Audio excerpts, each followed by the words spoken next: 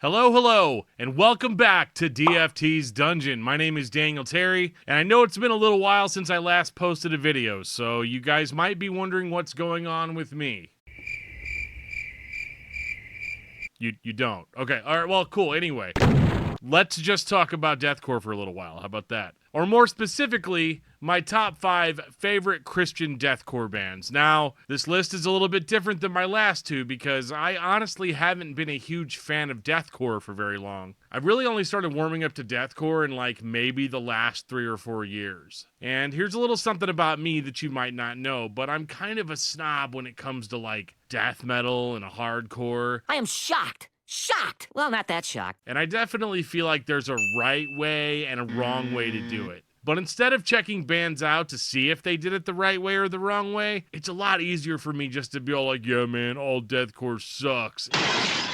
And honestly, that turned out to be a pretty big mistake for me. Big mistakey. But what that means for this list is that I'll be talking about a lot more currently active bands than I normally do, so that's going to be a little bit of a fun change in the formula. That said, guys, I am trying really hard to get this channel to 1,000 subscribers. So if you guys like this video or some of my other videos, please make sure that you subscribe to the channel and give the videos a like, and make sure you mention who your favorite Christian deathcore bands are in the comments. Now, with all of that out of the way, let's jump into my top 5 Christian deathcore bands. Number 5, Impending Doom.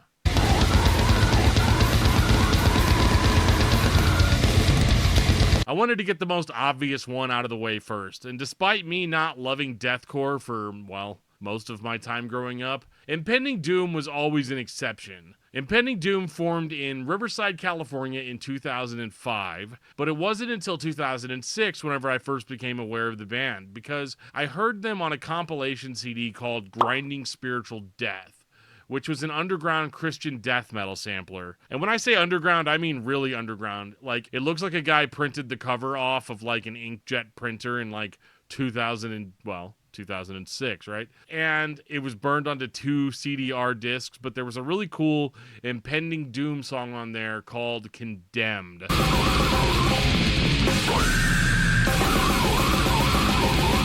And I remember being really taken aback by the way the band combined death metal riffs with hardcore breakdowns, and how they threw in all of these like super guttural vocals that were constantly being interrupted by these pig squeal noises.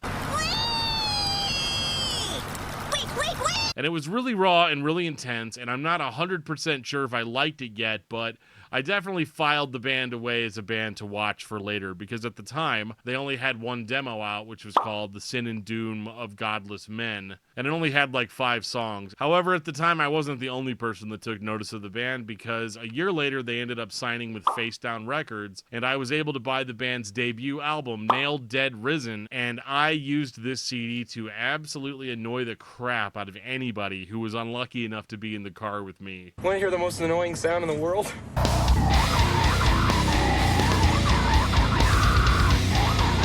If I needed to take my dad to the store, you better believe that we were jamming some Nailed Dead Risen. And the thing that I liked the most about Impending Doom was Brooke Reeves' super guttural and indistinguishable vocals. But over the years, Impending Doom would end up reining in that sound and making it into something that was a little bit more digestible for the metal scene at the time. We have to realize a reality beyond our eyes. And they continued to evolve that sound over the course of 5 additional albums, which is why Impending Doom is one of the most celebrated Christian metal bands of all time. However, it's that first demo and that first release, Nailed Dead Risen, that will always remain very special to me. And speaking of special, number 4, With Blood Comes Cleansing.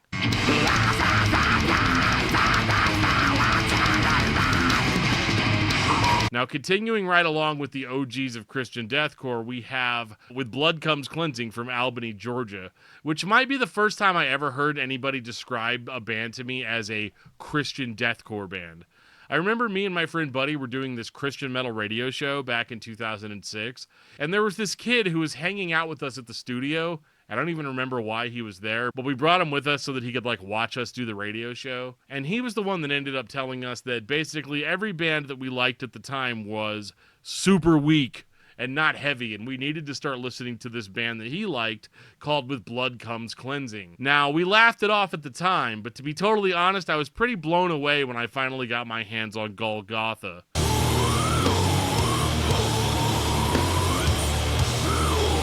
Unlike Impending Doom, who I was listening to at the same time, With Blood Comes Cleansing leaned a little bit closer to metalcore than death metal, which was kind of, more of what I was into at the time. But it was cool kind of getting the best of both worlds. Like, it was then that I realized, okay, there's kind of two different types of deathcore out there. The vocals on Golgotha were a great mix of metalcore screams mixed with these, like, super guttural squealing vocals. And it's funny because a lot of these bands ended up moving away from, like, the pig squeal vocals over the years, but back in 2006 or 2007, it was like the coolest thing that you could do. I remember going to Cornerstone that year and there being tons and tons of band doing those vocals. But at the time, With Blood Comes Cleansing was the best at it. I loved the screams, the breakdowns, the drums, and the lyrics. And then 2 years later, when they released Horror, that is whenever they solidified themselves as one of my favorite bands of all time. Horror hit me so much harder than Golgotha in almost every way. And, having your record produced by Zeus in 2008 typically has that effect on a band.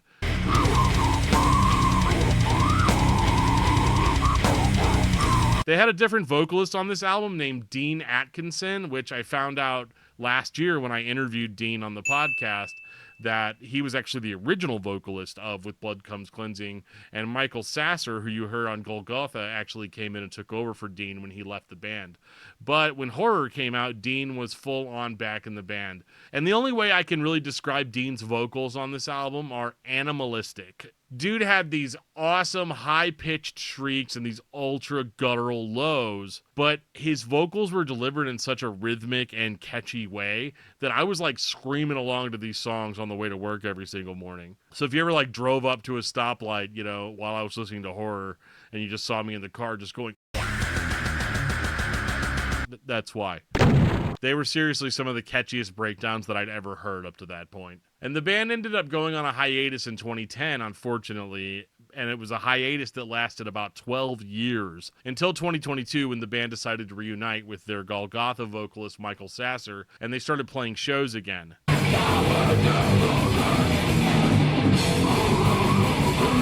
Now, in 2024, the band is still going strong with yet another new vocalist named Robert Manzone.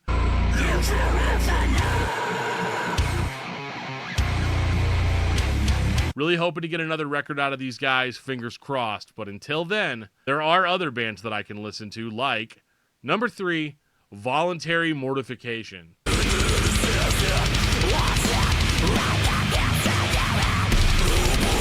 So, it's always interesting to me how many times I can scroll past a band's name before they subliminally influence me to listen to them. That's exactly what happened to me with Lansing, Michigan's Voluntary Mortification.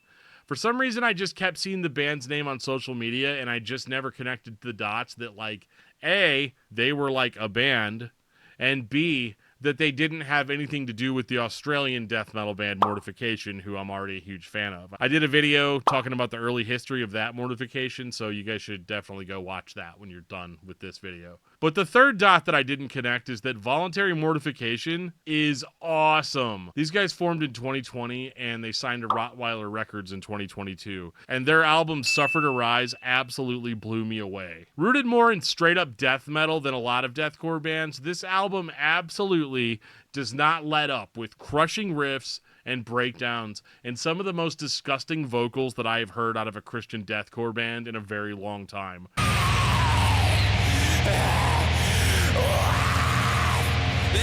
Their vocalist Connor has a fantastic range of deep growls and higher pitched growls like you would normally expect. But it's not just the fact that he can nail those vocal techniques. It's the fact that dude goes like 175% on every single word and syllable that really sells it for me. The vocals actually slam with the same level of intensity as the music, which is super rare. And this record also sounds really, really, really good and has incredible production value. It hits all the right notes and is some really high quality stuff for a band that honestly more people need to listen to. Number 2, Cleansing of the Temple.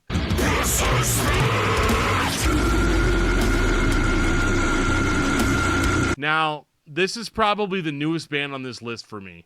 Cleansing of the Temple is a deathcore band that incorporates a lot of different elements into their sound. And while I feel like the primary genre is deathcore, there's a huge variety to the vocal delivery. Sometimes it's guttural, and sometimes it's like unhinged shrieking and screaming. This heart of flesh has callous stubborn, harder than a heart of stone. The will of And musically, it seems like they're weaving elements of mathcore into their deathcore sound, which creates this feeling of constant impending dread that does not let up for the 32-minute runtime of their debut album, which is called The Devil Knows My Name.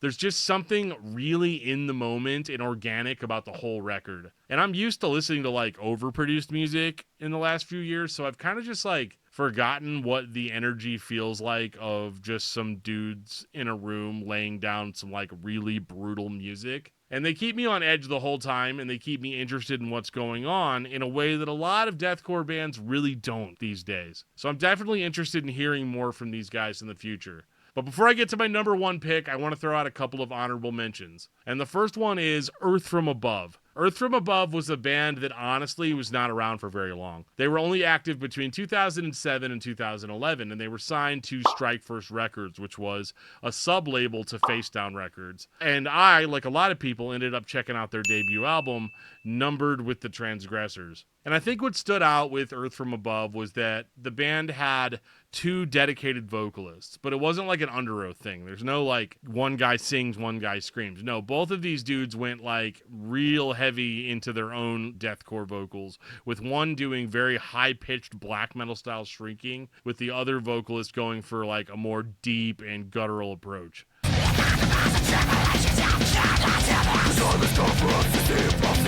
And it's a really neat combination. And it may not sound unique on paper, but what I like is how they were able to intricately weave both vocalists together into each song, because they don't necessarily sing over each other. There's all this like trade-off, and overall the sound is very unique to them. And this album can still be streamed on all the major streaming platforms, so check it out. You might like it. The next honorable mention is In the Midst of Lions.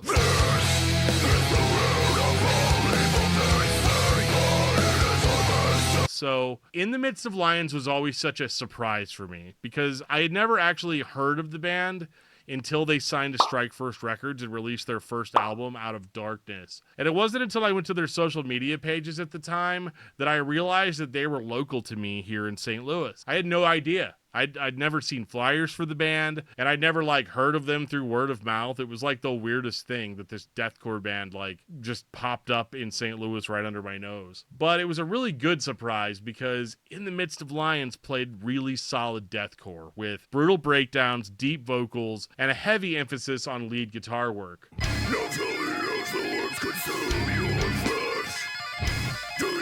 Just an all-around great band, and eventually they would end up signing to Face Down Records proper and put out 2 additional albums. And I always thought that this band put out albums that were a little on the shorter side, so what I like to do within the Midst of Lions is I like to mix all 3 of their albums together into a giant playlist and listen to it as like one massive 90-minute album. And sadly, this band broke up in 2011, but with the amount of bands that have been getting back together lately and playing reunion shows, I think anything's possible. And that leads us to number 1, Diamonds to Dust.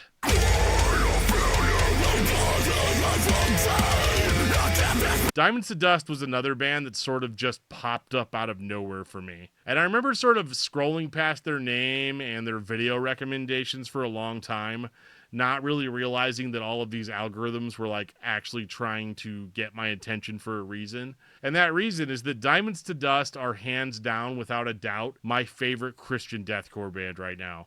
The first song that I actually took the time to check out was called Corpus Christi, and it absolutely blew me away. Their vocalist, Christian, seems like a really humble dude and would probably never admit this, but his vocals are probably the best in Christian deathcore right now, and I don't think it's even close.